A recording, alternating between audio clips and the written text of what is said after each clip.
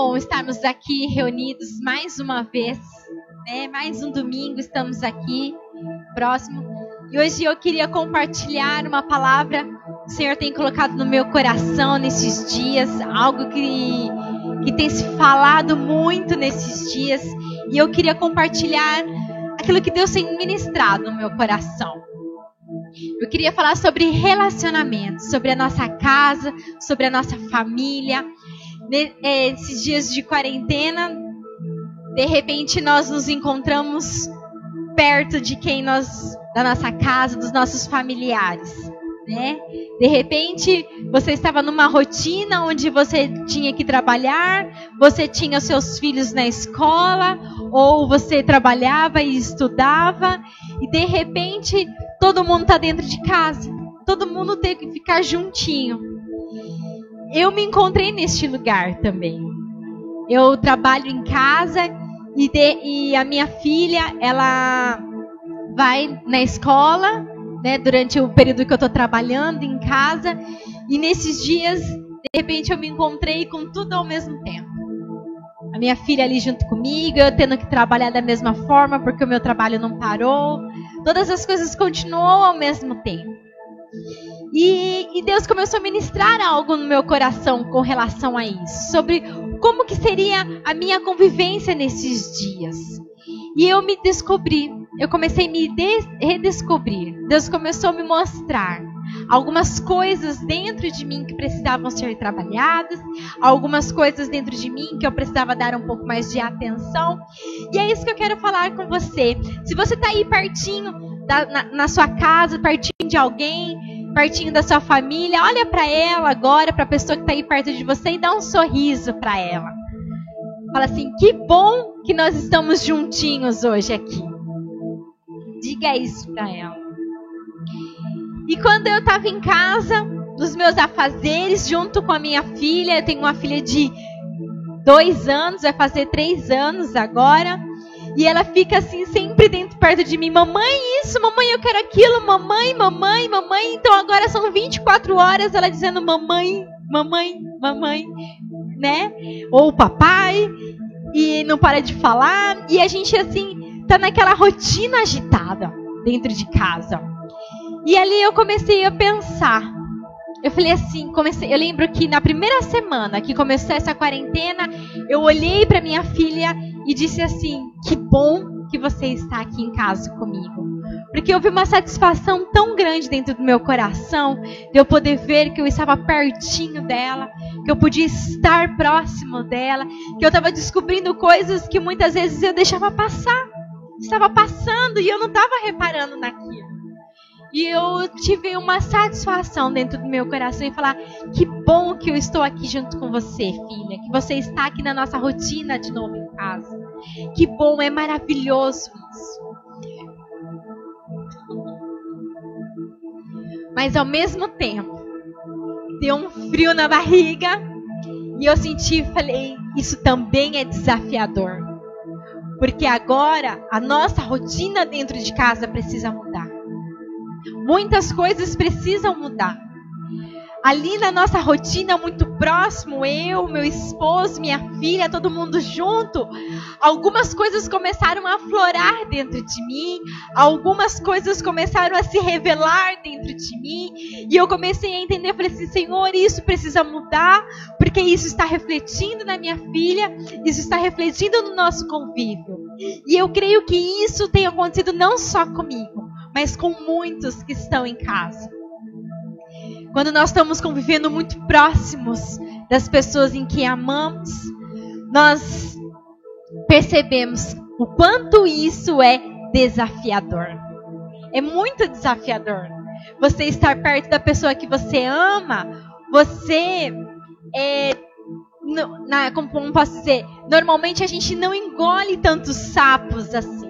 A gente tem uma certa liberdade, que a gente fala o que a gente quer. Aquilo que vem na cabeça, a gente nem para pensar e já solta. Né? Muitas vezes nós agimos dessa forma com as pessoas que são de casa.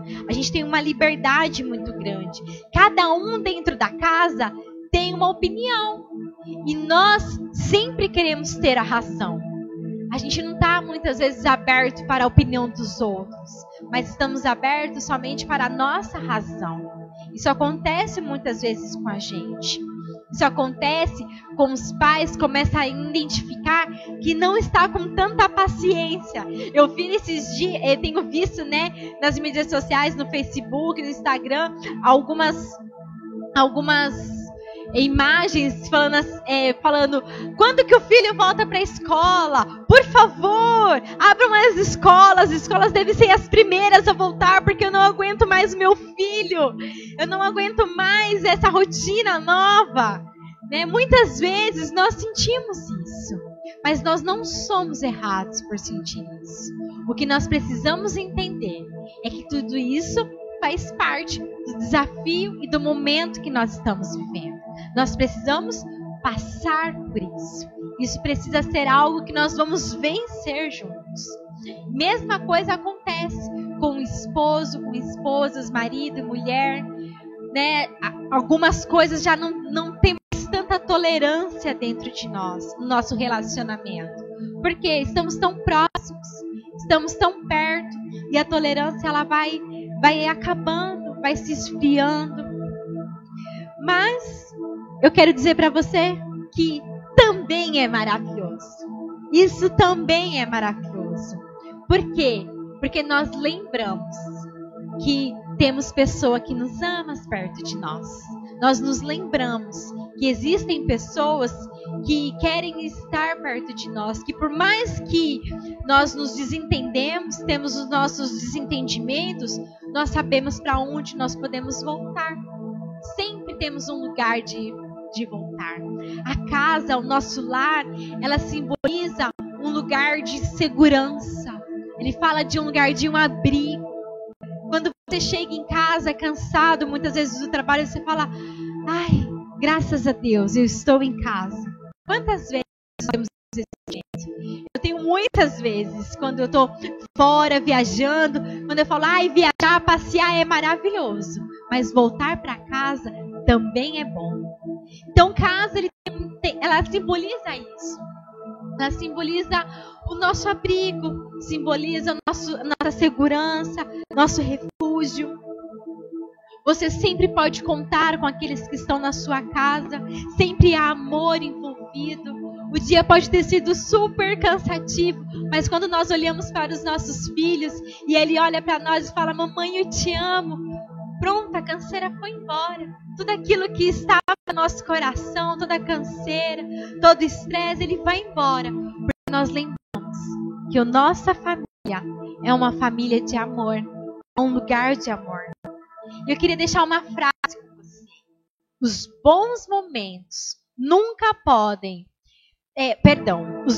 os momentos bons precisam prevalecer os momentos ruins. Nós temos momentos ruins na nossa família? Sim, nós temos e sempre teremos. Desculpa dizer isso para você, mas é verdade, porque somos pessoas, somos humanos, pensamos diferente, agimos diferente, mas precisamos aprender a conviver, a suportar uns aos outros. Mas os momentos bons que nós vivemos, com viagens, com algumas risadas, algum almoço divertido, tudo isso precisa prevalecer diante daquilo que é ruim. Muitas vezes nós só marcamos aqueles momentos que nos machucaram, aqueles momentos que nos geraram feridas no nosso coração. Quantas vezes olhamos para o nosso pai e só pensamos aquilo que ele nos machucou? Quantas vezes olhamos para os nossos mães, para os nossos filhos e só frisamos aquilo que nos machucou, a nossa ferida? Mas eu quero dizer para você, não é esse o propósito de Deus com a família nas nossas vidas. Não é este o propósito de Deus. O propósito de Deus, Ele instituiu a família. Ele instituiu esse abrigo. Isso é um projeto de Deus. A nossa família, a nossa casa é um projeto de Deus. Você foi colocada neste lar porque Deus decidiu assim e esse era o melhor para a sua vida. Nós nascemos desse pai, dessa mãe, porque Deus sabia que esse era o melhor para nós. Muitas vezes nós caminhamos por caminhos não tão bons. Coisas acontecem, mas ainda assim, se nós abrirmos o nosso coração, a nossa visão e entendermos que esse era o melhor de Deus para nós, nós vamos poder usufruir melhor. Vamos poder nos relacionar melhor. Então, família é um projeto de Deus. Nós podemos entender isso quando nós pensamos como que Deus como nós nos referimos a Deus no Antigo Testamento. Nós vemos diversas passagens do Antigo Testamento que falam o Deus de Abraão, o Deus de Jacó, o Deus de Abraão, o Deus de Isaac e o Deus de Jacó. Ele fala realmente de uma genealogia. Ele fala, né, da nossa raiz, da nossa origem. Quantas passagens bíblicas de genealogia temos na Bíblia? Ou você é daqueles que pula a passagem, né? Tá lendo lá a Bíblia, genealogia, vamos pular esse capítulo aqui que não quero ficar decorando o nome. Mas eu quero dizer para você, isso é importante. Se não fosse importante, não estaria na Bíblia. Deus não teria colocado ali naquele lugar. Não teria dado um destaque. Por quê? Porque Deus, Ele se importa com a nossa origem. Deus se importa com a nossa família. Isso é algo importante para Deus. Tem a sua importância. Tem tanta importância que Deus colocou Jesus. Ele veio por onde? Por uma família. Ele nasceu de Maria, da Virgem Maria. Mas Maria tinha um esposo, José. E onde Jesus foi conhecido como o filho de José, o filho de Maria. Jesus, ele foi introduzido numa família. A Bíblia fala que ele tinha irmãos. Tanto é que um dos seus irmãos era um dos discípulos. Jesus, ele foi introduzido numa família. E uma coisa muito importante, Jesus, ele é o Filho de Deus. Ele é o Filho de Deus. A nomenclatura filho se refere ao quê? A uma família. Alguém que está introduzido dentro de uma família. Não somente numa família natural, mas Jesus também estava introduzido numa família espiritual.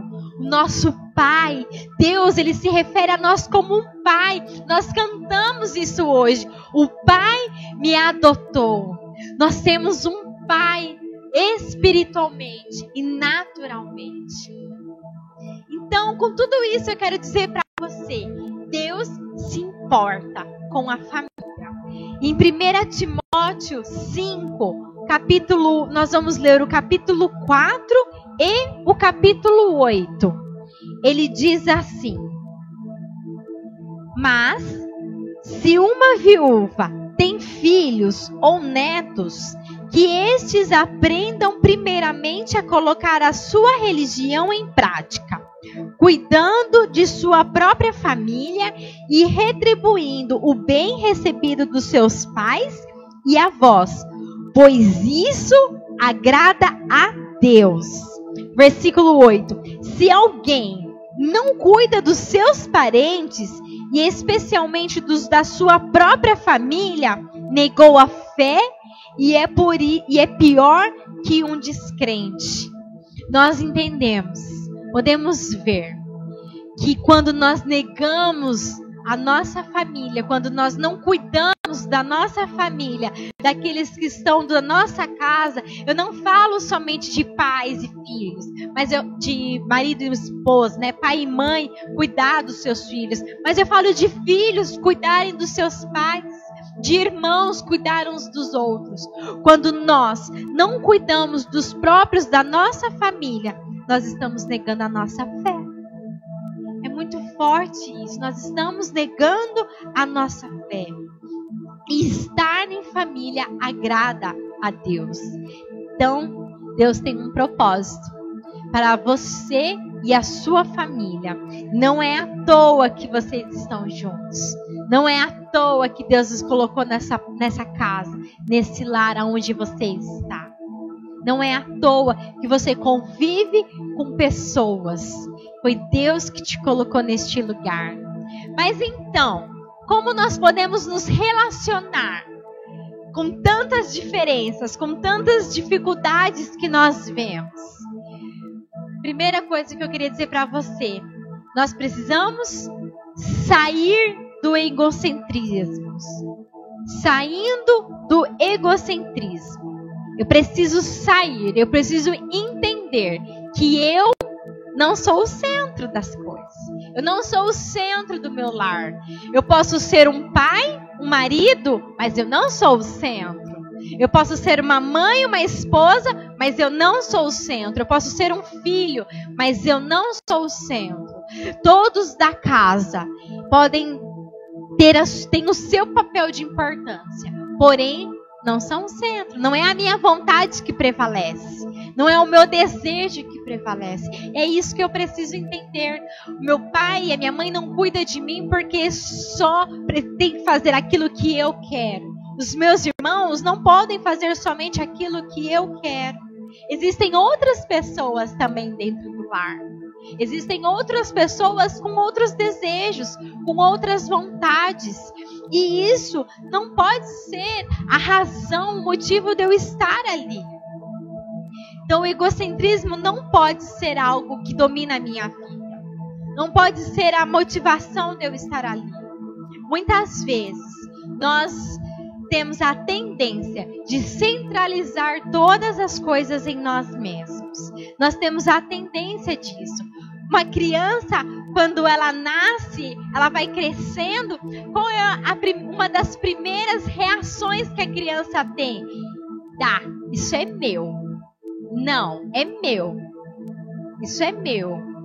Como é difícil para nós pais ensinar os nossos filhos a dividir quando eles estão, crescendo na sua infância. Como é difícil fazer a criança entender que o mundo não está em torno dele, não. E essa é uma função de nós, dos pais, ensinar isso, né? Uma outra coisa para os adolescentes. Quantas vezes a gente, não, é a minha vontade. Se o meu pai não fizer da maneira que eu quero, eu não vou fazer nada em casa. Eu já não sou mais criança, né? Muitas vezes adolescentes têm esses pensamentos. Eu já fui adolescente e eu já tive esses pensamentos, né? Nós pensamos assim, não, agora as coisas é do meu jeito, eu já não sou mais criança. Eu tenho a minha liberdade. Eu preciso lutar pela minha liberdade, pela minha identidade. Jovens, quando já tem a sua liberdade financeira, que quando começa a trabalhar, mas ainda mora com os seus pais, ele pensa assim, já tenho trabalho, já tenho o meu dinheiro, eu não preciso fazer mais nada dentro de casa. Agora eu não preciso mais ajudar nos afazeres domésticos. Não, agora eu já trabalho. Eu até posso dar alguma quantia dentro de casa, mas eu fazer algo, não, já sou independente. Não, uma coisa que desde que eu escutei da minha mãe até a hora de eu casar, quando eu só parei de escutar isso quando eu casei. Ela falou assim, enquanto você morar dentro da minha casa, você precisa me obedecer.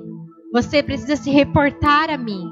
Por mais que eu já trabalhava, eu já tinha minha independência, eu estava pronta para casar, mas eu ainda precisava me reportar à minha mãe. Porque ela era a minha autoridade. Eu preciso entender isso. Para os pais que diz ao filho, viu? Faço o que eu digo, mas não faço o que eu faço, né? Isso eu tenho aprendido. Quantas vezes eu estou fazendo uma coisa, aí eu vejo a Esther tá fazendo aquilo, eu falo, não filha, não pode fazer isso. Mas aí cai a ficha, viu? Eu acabei de fazer. Então muitas vezes nós agimos dessa maneira. Faça o que eu digo, mas não faça o que eu faço. Uma outra ação de centralidade é através dos cônjuges. Eu preciso de ajuda. Eu preciso ser amada. Eu preciso ser amado. Eu preciso que a minha esposa faça as coisas para mim. É só do meu jeito. Se não for do meu jeito, não tá bom. Né? Muitas vezes nós temos essas falas. E eu quero esticar um pouquinho mais. Porque muitas vezes nós temos outras pessoas que moram com a gente dentro do lar, né? Às vezes sogros, sogra, sobrinhos. Temos outras pessoas que moram junto com a gente, né? E essas pessoas também fazem parte da nossa família. Eles estão ali no nosso lar. E muitas vezes eles até pensam: eu já contribuo financeiramente, então eu posso fazer o que eu quero. Essa não é a minha casa, né? Na verdade, não. Todos nós somos uma casa, uma família. Então eu só vou poder entender que eu vou ter um bom relacionamento com as pessoas quando eu me descentralizar. Esses pensamentos, essas falas que eu tive, eu fiz questão de trazer cada uma num aspecto para a gente poder entender que todas as fases da nossa vida geram uma centralidade. Isso é natural do ser humano. O ser humano tem esse desejo de ser atraído, tem esse desejo, né, de que as coisas aconteçam da nossa maneira. Isso é algo que está dentro de nós. Mas nós precisamos entender que as coisas não funcionam somente disso. O mundo não gira ao meu redor. Eu preciso entender que se eu convivo com outras pessoas dentro do meu lar, eu preciso abrir mão. Eu preciso renunciar. Eu preciso me colocar no lugar do outro. Eu preciso me disponibilizar e falar: eu te amo. E é por isso que então eu vou ceder. Ceder, essa é uma palavra-chave. Eu preciso ceder. Quando eu passo a ceder mais, eu entendo que eu não sou o centro de todas as coisas. Eu não sou o centro. Eu preciso me desarmar, né? Nós muitas vezes precisamos entender que antes de exigir os nossos direitos, nós precisamos cumprir com os nossos deveres. Isso é algo que nós precisamos aprender. E essa é a chave do convívio. Lá em 1 Coríntios diz que nós não vamos pôr, porque não está aqui. Mas fala que nós precisamos amar uns aos outros, suportar uns aos outros. Isso fala suportar, essa é uma palavra-chave também. Porque se eu quero conviver bem com a pessoa que está perto de mim, eu preciso suportar os defeitos dela. Sabe por quê? Porque eu também tenho defeitos.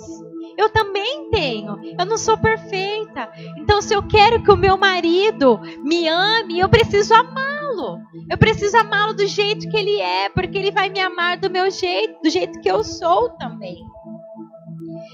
Então, eu queria perguntar para você: o que você tem dado pela sua família? Vamos ler Mateus capítulo 7, versículo 3.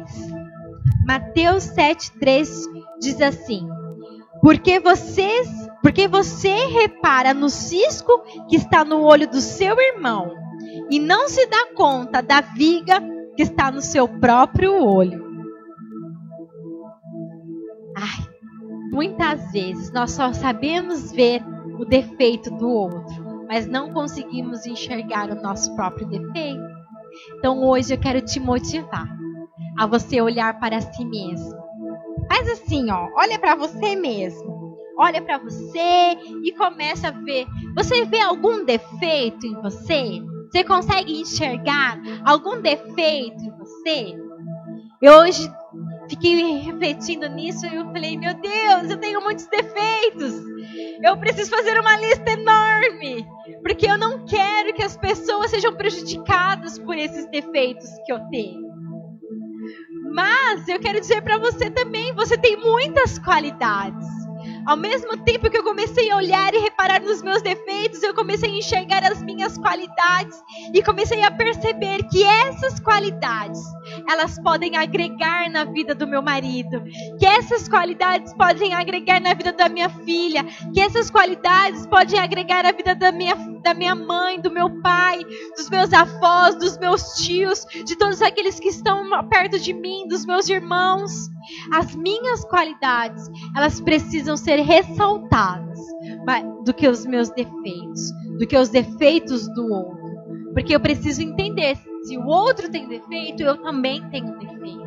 Então, quando eu olho, somente começo a passar a olhar as qualidades do outro, a gente começa a entender que a gente se completa. Nós vivemos como um quebra-cabeça. Um completa o outro. E isso é muito legal. Em Mateus 22, no versículo 39 e 40, diz assim: o segundo é semelhante a ele. Ame o seu próximo como a si mesmo. Destes 2 mandamentos dependem toda a lei e dos profetas. Nós estamos falando do segundo maior mandamento que Jesus diz. O primeiro é amar o teu Deus. O segundo é amar o teu próximo como a ti mesmo. Interessante que no versículo 40 fala assim: destes 2 mandamentos dependem toda a lei. Se eu amo a Deus, eu consigo amar o meu próximo. E se eu amo o meu próximo, eu consigo cumprir todos os outros mandamentos, que é não matarás, honrar o pai e a mãe, que é não mentir. Eu consigo obedecer a Deus em todos os seus mandamentos. Mas por quê? Porque quando eu amo meu pai e a minha mãe, eu não vou desonrar ele. Quando eu amo meu irmão, eu não vou matar ele. Eu não vou roubar ele. Porque o amor é a ligação. O amor é aquilo que nos une. Então, eu preciso amar ele para poder entender que quando eu amo meu irmão, quando eu amo meu próximo, nós podemos conviver bem. Eu consigo renunciar, eu consigo me desarmar e eu consigo sair do centro. Porque aí eu percebo que fazer a pessoa que mora comigo feliz, isso também me deixa feliz. Quando eu conto uma história para minha filha e ela sorri e fala assim para mim: mamãe, eu estou feliz com você hoje. Gente, isso enche meu coração de alegria. Quando eu faço algo para o meu esposo e ele dá um sorriso para mim, isso me enche de alegria, de gratidão, porque a felicidade deles é a minha felicidade. Aí eu entendo que eu não preciso fazer as coisas para eu me sentir feliz, mas porque eles estão felizes. Estão conseguindo compreender que eu preciso sair do centro e deixar? Quando eu saio do centro, as coisas começam a mudar. O outro começa a mudar. Quando eu mudo, o outro muda. Então, não espere do outro mudar primeiro para você se sentir bem. Comece você a mudar. A mudança pode começar em você mesmo. A mudança pode começar por nós mesmos. Amém? Então, quando eu saio desse egocentrismo, então eu entro no princípio da honra. Eu começo a entrar na unidade. Para eu ter um bom relacionamento com as pessoas que moram dentro do meu lar, eu preciso entender que eu preciso viver em unidade. É preciso entender que somos uma equipe. Nós, cada um tem o seu papel dentro do lar, da casa. Cada um tem o seu papel. E nós formamos, então, uma equipe. Quais são os papéis? Esposo, pai, esposa, mãe, filho, sogro, sogras, avós, filho, irmãos. Esses são os papéis. Cada um tem o seu papel dentro do lar. E quando cada um cumpre a sua função dentro disso, nós passamos a viver em unidade. As coisas se encaixam, o quebra-cabeça se encaixa. Em Êxodo, capítulo 20, versículo 12. Antes de ler esse texto, eu queria falar também sobre a Trindade. Dentro da Trindade de Deus, nós temos um papel. Deus tem o seu papel. Cada um dentro da Trindade tem o seu papel. Deus, ele é o Pai. Jesus é o Filho. E nós temos o Espírito Santo. Cada um deles tem um papel dentro da Trindade. Cada um deles tem uma função, mas eles são o quê? Um só. Temos Deus Pai, temos o Deus Filho e temos o Deus Espírito Santo. Cada um com um papel diferente, mas todos são um só. Da mesma forma, é assim dentro do nosso lar precisa ser. Cada um tem um papel, mas todos são um só. É uma família. Não são várias famílias dentro de um lar. É uma família. Êxodo 20:12 diz assim: honra teu pai e tua mãe, a fim de que tenhas vida longa na terra que o Senhor teu Deus te dá. Em Efésios 5:33 diz assim, Efésios 5:33: portanto, cada um de vocês também ame a sua mulher como a si mesmo, e a mulher trata o marido com todo o respeito. Estamos vendo? Os filhos precisam honrar os seus pais. O marido precisa amar a sua esposa. E a esposa precisa respeitar o seu marido. Cada um tem um papel. Cada um tem uma função dentro de tudo isso. Então, nós precisamos entender que precisamos agir com unidade. Isso gera a unidade. Como você tem exercido o seu papel dentro da sua família? Você tem sido filho? Ou você tem querido ser o pai? Você tem sido a esposa? Ou você tem querido ser o esposo? Você tem sido avó? Ou você tem querido ser mãe, avô? Ou tem querido ser pai? Você tem sido irmão? Ou tem querido ser pai? Qual o papel que você tem exercido dentro do seu lar? Qual é o papel? Você está no seu papel certo? Porque se nós não estivermos nessa função certa, a engrenagem não funciona. Dentro do relógio, nós encontramos uma engrenagem. Se tiver uma pecinha fora do lugar, o relógio não vai funcionar. Então, se o nosso papel não estiver certo, a engrenagem não vai funcionar. Respeito, honra, tudo isso gera unidade dentro do lar. Queria ler com você também mais 2 textos bíblicos. Efésios 5:31 diz assim: por essa razão, o homem deixará o pai e a mãe e se unirá à sua mulher, e os dois se tornarão uma só carne. Salmo 33. Salmo 33 diz assim: como é bom e agradável quando os irmãos convivem em união. É como o óleo precioso derramado sobre a cabeça, que desce pela barba, a barba de Arão, até a gola das suas vestes. É como o orvalho do Hermon, quando desce sobre os montes de Sião. Ali o Senhor concede a bênção da vida para sempre. Está falando, né, sobre a unidade. É como um óleo que ele é derramado sobre todo o corpo. Ele escorre pela barba e vai até o chão, até a gola das suas vestes. É um óleo que completa. Isso fala de, né, é algo que completa. E ali Deus concede a bênção. Deus só vai conceder a bênção onde há algo completo, a unidade.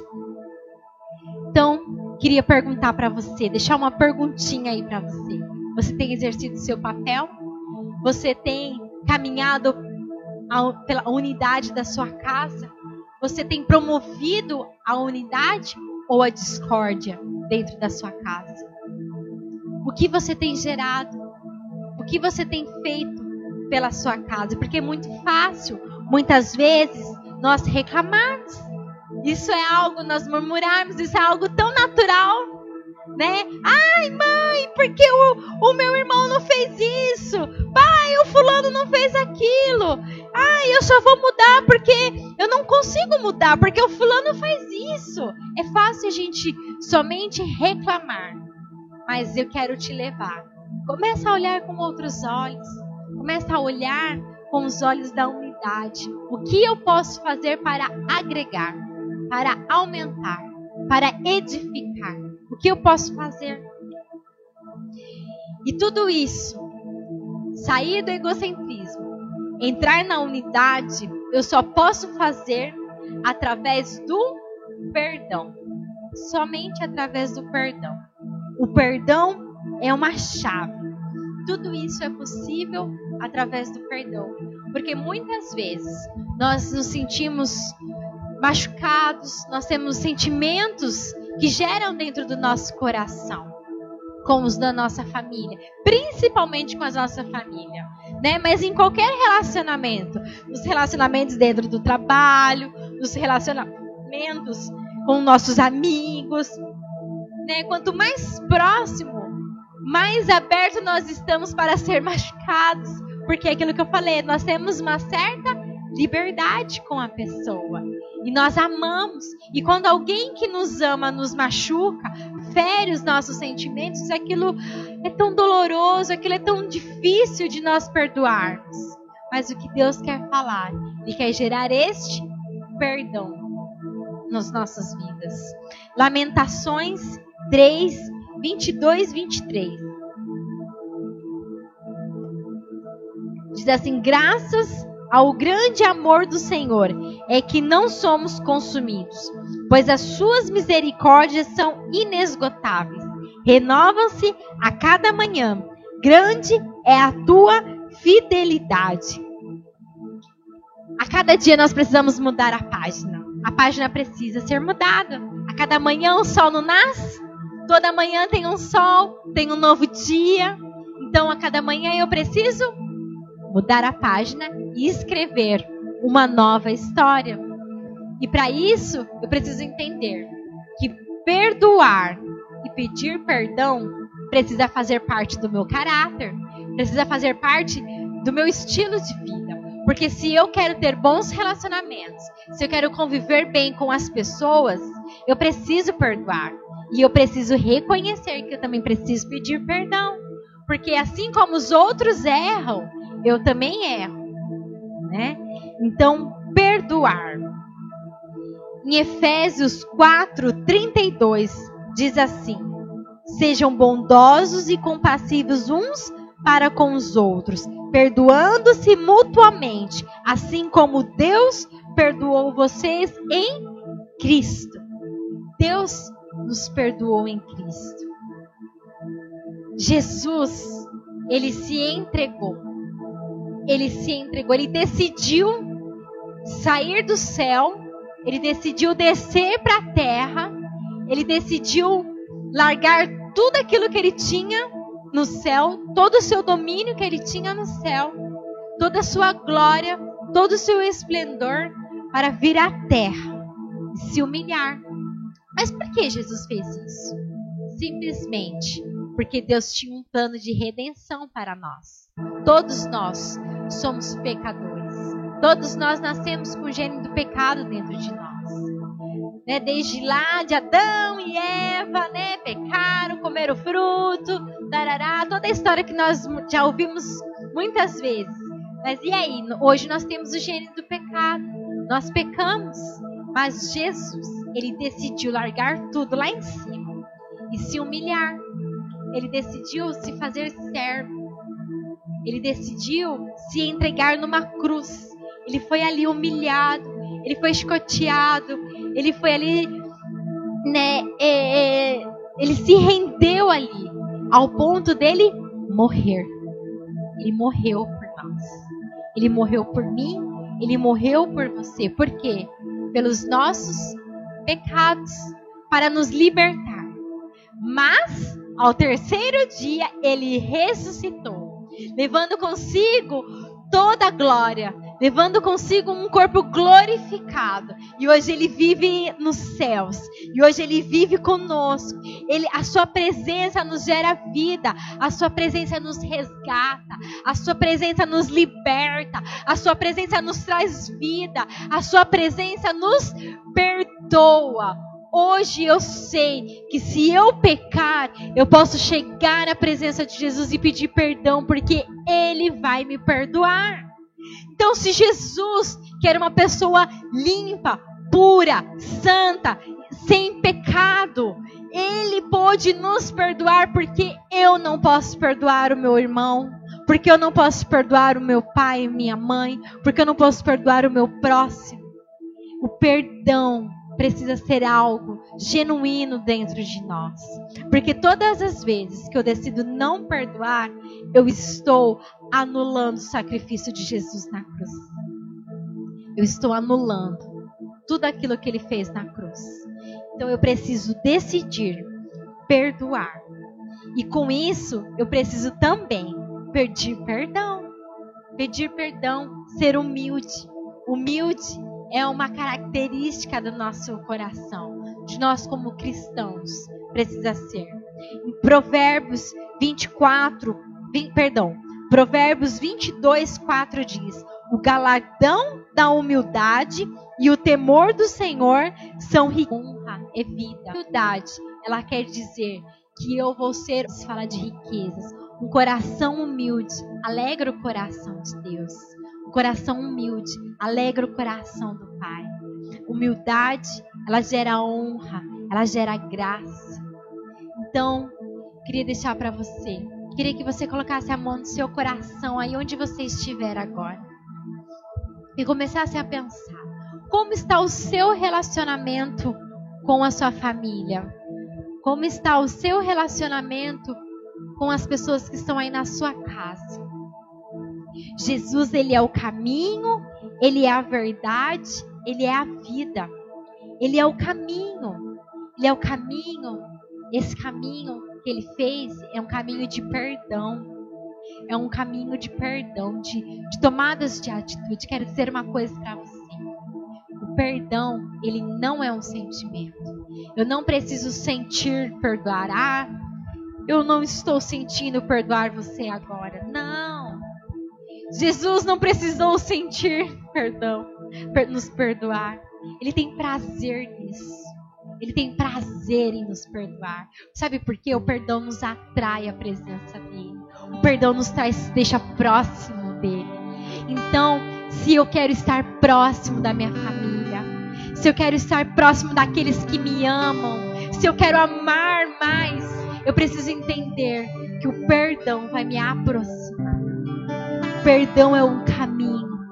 Perdão não é um sentimento, mas é uma decisão. Que na verdade gera aqui, ó, na minha mente. Eu decido racionalmente perdoar. E depois eu sinto ele dentro do meu coração.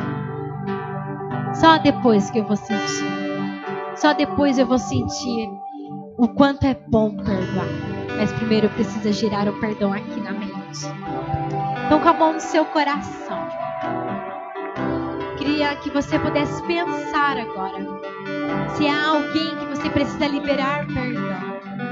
Se há alguém que você precisa realmente liberar perdão, principalmente com os da sua casa, principalmente com os que estão no seu lar.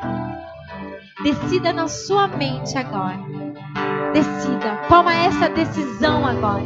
Eu quero perdoar. Eu quero pedir perdão. Eu quero pedir perdão. Jesus vai te edificar. Ele vai te fortalecer a fazer isso. Você deseja paz? Você deseja sossego? Você deseja tranquilidade? Quantas vezes?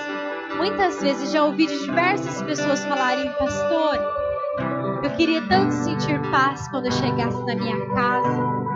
Eu queria tanto sentir tranquilidade, mas eu não consigo sentir isso. Eu não consigo sentir paz dentro do meu lar. Meu lar não é um lugar de paz. Porque, é tantas vozes, é tantas brigas, é tantos desentendimentos dentro do meu lar que eu não consigo sentir a paz de Jesus. Que eu preciso sair para fora. Eu preciso trabalhar para eu poder pelo menos sentir paz. Quantos maridos, quantos homens não perdem o prazer de estar no seu lar e entra de cabeça no trabalho e começa a trabalhar, porque não sente paz no lar. Porque não priorizam o seu lar, não priorizam a sua casa. Quantas mães vivem atormentadas e falam: ai, os meus filhos só sabem atormentar a minha mente. Você talvez tenha sentido isso dentro de você.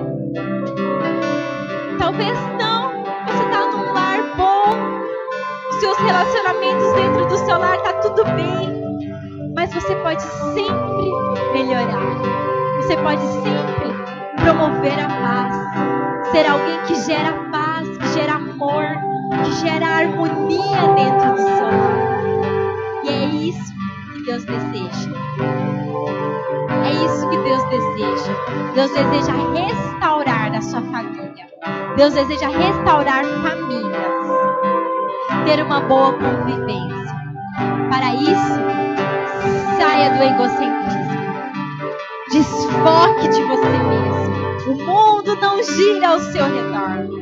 Entre de cabeça na unidade. Entenda que juntos vocês são mais fortes. E isso tudo através do perdão. Perdão é a porta. É a porta que libera a paz, libera essa harmonia. Sabe, nesses últimos dias eu tenho escutado muitas vezes nas mídias sociais, tenho escutado que nessa quarentena grandes números de divórcios têm aumentado. Os números de quebras de relacionamentos têm aumentado. Pessoas têm falado: viu, quando acabar essa quarentena, eu vou embora dessa casa porque eu não aguento mais. Eu não aguento mais. Quantas pessoas têm falado: ai, eu não vejo a hora do meu filho voltar para a escola porque eu não aguento mais. Quero dizer para você, não é isso o que Deus deseja, não é isso o que o Espírito Santo quer gerar no seu lar. Não é esse sentimento, não é isso. O que Deus quer gerar dentro de você é essa cura, é a restauração. É a restauração do lar, é a restauração da família. Nós temos orado por famílias restauradas, por lares restaurados. Quantas tem ouvido falar também que os números de pessoas que têm se entregado à pornografia têm aumentado? Quero declarar que o diabo tem lançado isso dentro dos lares. E nós queremos orar repreendendo também, porque o amor, a paz, a satisfação que há em Deus vai gerar isso dentro da sua casa, dentro do seu lar. Deus está gerando isso. Deus está gerando um amor que liberta, um amor que lança fora tudo aquilo que não é bom, mas que ativa aquilo que é bom, aquilo que gera perdão, gera paz. Quero orar com você neste momento, mas antes eu quero, se você está aí no seu lar, na sua casa, não sei como que você está assistindo a transmissão. Se está cada um num cômodo da sua casa, às vezes cada um está no celular, o outro está assistindo pela televisão, o outro está no quarto. Quero convidar você a se unir em família. Se você já está aí pertinho, fica mais pertinho. Se una com a sua família agora. Deixa o Espírito Santo falar com vocês. Nós vamos cantar uma canção. Deixa o Espírito Santo falar ao seu coração. Esteja aí perto da sua família. Esteja aí perto da sua família.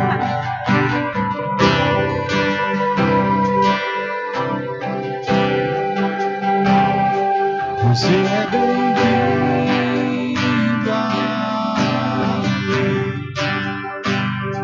A casa é sua, pode entrar, mesmo vazio de mim. esvazio de mim.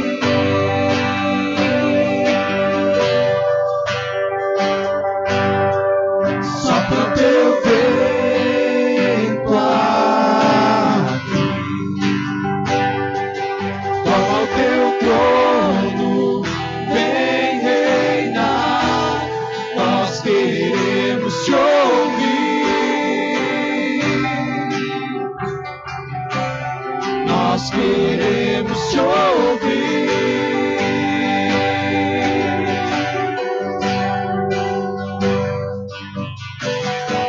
Essa casa é sua casa, nós deixamos ela pra você, Jesus. Essa casa é sua casa, nós deixamos ela pra você, Jesus. Essa casa é sua casa, nós deixamos ela pra você, Jesus. Essa casa é sua casa, nós deixamos ela pra você, Jesus. Apareça, que o teu nome cresça, enche este lugar, enche este lugar. Apareça, que o teu nome cresça, vem me incendiar, vem me incendiar. Apareça, que o teu nome cresça, enche este lugar, enche este lugar. Apareça, que o teu nome cresça, vem me incendiar, vem me incendiar. Essa casa é sua casa, nós deixamos ela pra você, Jesus. Você pode declarar isso junto com a sua família. Você pode declarar: esta casa é sua casa, nós deixamos para você. Declare isso. Ore junto. Declare isso.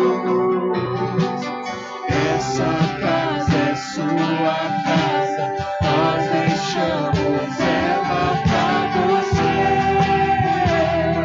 Jesus. Essa casa é sua casa, nós deixamos ela pra você, Jesus. Essa casa é sua Senhor Jesus, nós deixamos. nós queremos orar agora. Quero orar, Senhor, eu quero declarar a tua presença sobre os lares. Quero declarar, Senhor, eu quero declarar agora famílias sendo restauradas. Eu quero declarar agora lares sendo restaurados. Em nome de Jesus. Aonde a discórdia, haverá, Senhor, a unidade. Aonde há, Senhor, o medo, haverá alegria. Aonde haverá o medo, haverá a paz, Senhor. Senhor, eu quero declarar agora a tua presença, o teu Espírito entrando nos lares agora, entrando nas famílias, liberando agora, liberando a tua presença, o teu amor, um amor que cura, um amor que transforma, um amor que vivifica. Tua palavra diz que o verdadeiro amor lança fora todo medo.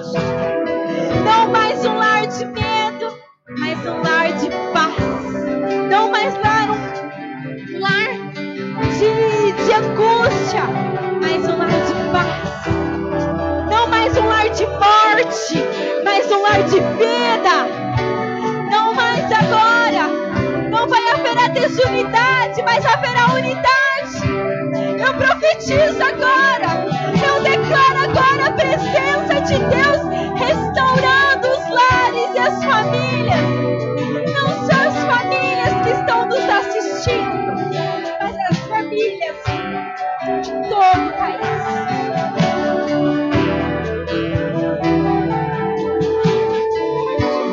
Eu declaro agora restauração de lares, restauração de casamentos, restauração agora, casamentos restaurados, relacionamentos de pais e filhos sendo restaurados, filhos pródigos voltando, os filhos pródigos voltando aos seus lares. Em nome de Jesus, nós declaramos agora, a família é um projeto de Deus e esse projeto vai se cumprir. Esse projeto vai se cumprir. Satanás não vai destruir, porque esse é um projeto que nasceu no coração de Deus. Esse é um projeto que nasceu no coração de Deus. Nós declaramos agora a vida de Cristo. A vida de Cristo rompendo, curando, sarando agora relacionamentos sarados, relacionamentos restaurados em nome de Jesus. Em nome de Jesus. Em nome de Jesus.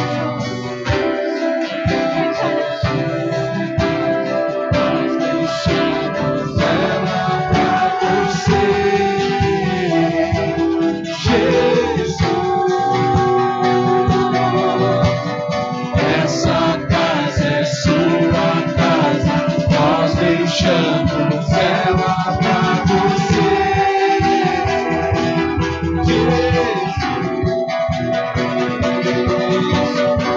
essa casa é sua casa, nós deixamos ela pra você.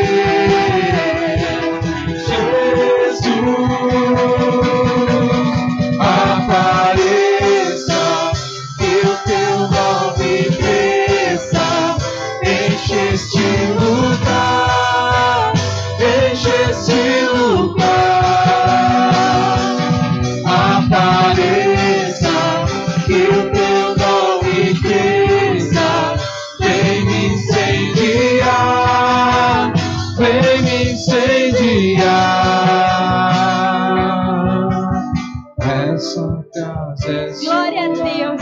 Eu creio num novo tempo. Eu creio num novo tempo sobre a sua casa, sobre a sua vida, sobre a sua família. E eu creio num novo tempo sobre a nossa nação, sobre a nossa cidade. Famílias sendo restauradas, filhos pródigos voltando, relacionamentos sendo restaurados e firmados em Jesus. Relacionamentos sendo firmados em Jesus. Em nome de Jesus. Deus abençoe a sua semana. Você tem uma semana cheia de vitórias, cheia de amor, de paz.